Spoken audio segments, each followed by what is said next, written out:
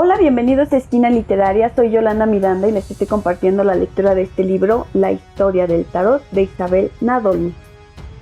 Seguimos leyendo el capítulo número 4 que se llama La historia del tarot, en la historia de la adivinación, el tema número 3, la edad de oro de la cartomancia, y el día de hoy vamos a leer La señorita Lenormand, la sibila de los salones. Espero que les guste.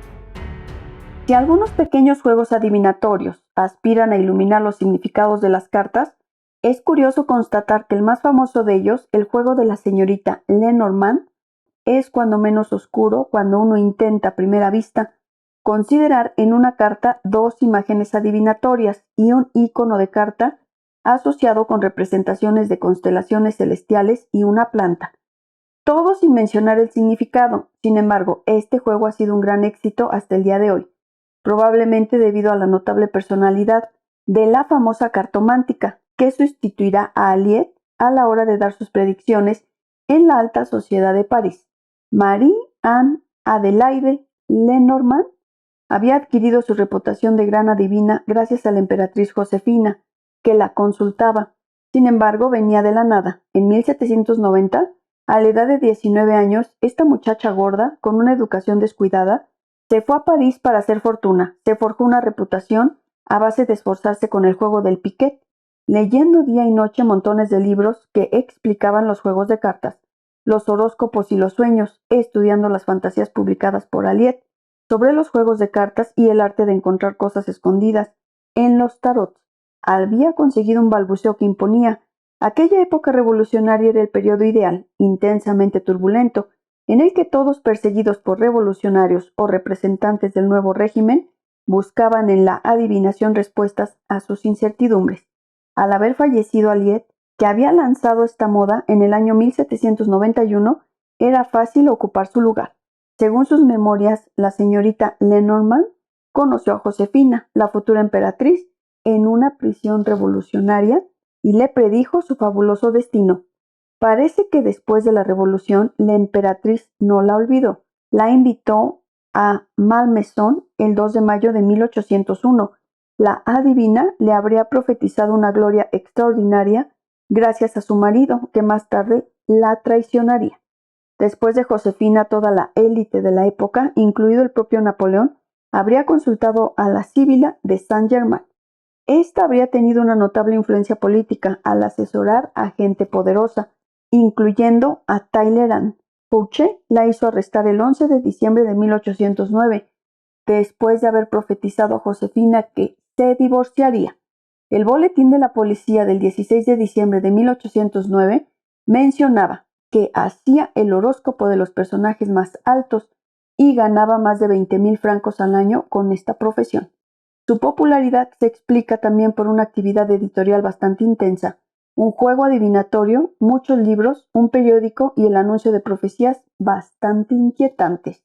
En su libro publicado en 1814, Les Souvenirs Prophétiques de un civil sur le causé secreté de son arrestation de le 11 de diciembre 1809, anuncia la restauración, una profecía que le habría inspirado el genio protector de Francia. Sin embargo, la restauración comenzó el 6 de abril del mismo año. Nadie puede decir cuándo escribió exactamente esta profecía. Lo que es seguro es el impacto que tuvo, así como el de sus otras revelaciones. Cuando la señorita Lenormand murió en 1843, su popularidad era inmensa. Podemos ver que el tarot, aparte del tarot de Eteila, está bastante ausente de la cartomancia del siglo XIX, sin embargo a veces aparece de forma indirecta. Así hay un ejemplo muy interesante de un tarot, originalmente grabado por François Isnard y modificado durante la Revolución. Estas modificaciones de paso pueden informarnos sobre el destino de las cartas del tarot de la época. Los nombres de reyes, reinas, emperador, emperatriz, son reemplazados por genio para los reyes, libertad para las reinas, igualdad para las sotas. El emperador se ha convertido en abuelo y la emperatriz en abuela. Júpiter y Juno, que aparecen en los tarots de Besançon, están allí para reemplazar al papa y a la papisa desde antes de la revolución. Este tarot también lleva menciones adivinatorias y cuando lo miramos más de cerca encontramos el sistema de numeración del sempiterno Aliette. que va de 1 a 78 y termina en el loco. De hecho, el usuario que lo anotó probablemente siguió las instrucciones del adivino, quien dijo que se enumerará y nombrará cualquier juego de 78 cartas de cartón, cartas del tarot o piezas cortadas, pero más adelante las referencias interpretativas parecen seguir la inspiración de la persona que las escribió. También podemos ver que priman sobre las imágenes que parecen gozar de poca consideración. Estamos muy lejos del apego contemporáneo a las imágenes lo más auténticas posible. Este tarot con menciones adivinatorias es una rareza. De hecho, a lo largo del siglo XIX, el tarot siguió un camino diferente al de la cartomancia. Fueron los ocultistas los que se apoderaron de él y escribieron largo y tendido sobre él, transformado en un libro sagrado que contiene una verdad oculta. Volverá más tarde a las prácticas adivinatorias con esta nueva identidad. El primer autor que habló así del tarot en el siglo XIX fue Eliphas Levi. Antes de hablar de este último y del aspecto oculto del tarot, mencionaremos aquí un grabado tradicionalmente utilizado desde el siglo XIX.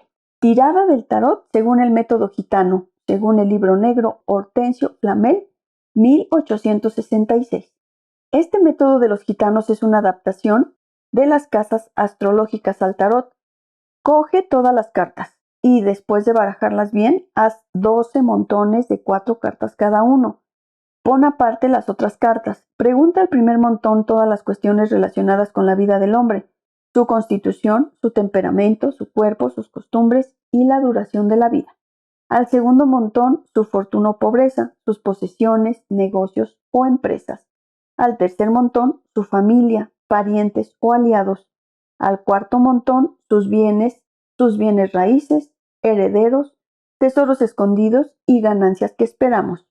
Al quinto montón, el amor, el embarazo de la mujer, el nacimiento, el sexo y el número de hijos, las relaciones amorosas y los robos domésticos.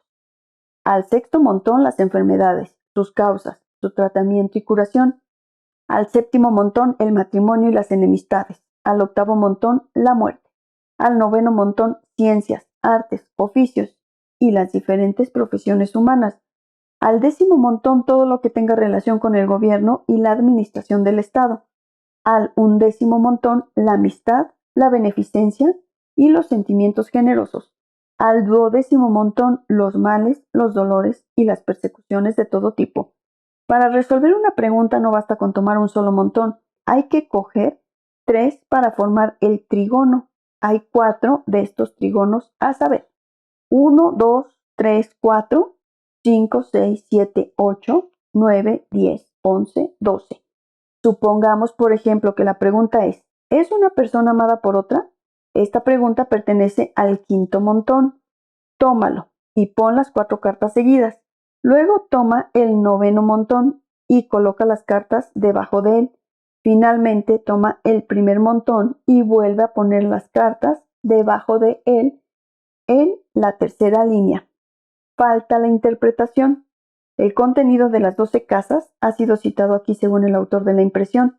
El lector podrá enriquecer su interpretación de las 12 casas con otras indicaciones, inspirándose, por ejemplo, en un manual de astrología. Paul Marthew, 1949, propone profundizar en la tirada de las 12 casas astrológicas, que él llama tirada horoscópica de la siguiente manera. Esta tirada usa las 78 cartas del tarot. Haz 12 montones de 4 cartas cada uno, con todas las cartas, mezcladas desde el principio. Haz que el consultante saque 12 cartas, una para cada casa astrológica, y esto sucesivamente 4 veces seguidas, de modo que cada casa contenga 4 cartas. Las casas deben estar dispuestas de acuerdo con el siguiente diagrama. En la primera fila, 8, 7, 6, 5, 4, 3, 2, 1. En la segunda fila, 12, 11, 10, 9. Cada una de estas series de 4 cartas de la apariencia de cada casa, es decir, el reflejo del estado en el que se encuentra el consultante en relación con ellas, cada serie de 12 cartas superpuestas corresponde a partir de las siguientes. 1 a la parte física, 2 a la parte emocional, 3 a la parte psíquica, 4 a la parte mental. El consultante extraerá entonces 12 cartas y de nuevo las dispondrá de derecha a izquierda. para averiguar las relaciones de una casa con las otras casas. Esto también informa de los movimientos y eventos que pueden ocurrir. En resumen, las primeras 48 cartas formarán el estado estático. Las cartas adicionales darán los eventos que las atravesarán. 48 más 12 es igual a 60. Las 18 cartas restantes tendrán que ser retiradas a medida que se realicen desarrollos útiles para ser entregados a las casas interesadas. Una regla muy importante que hay que observar es la reacción de las casas entre sí.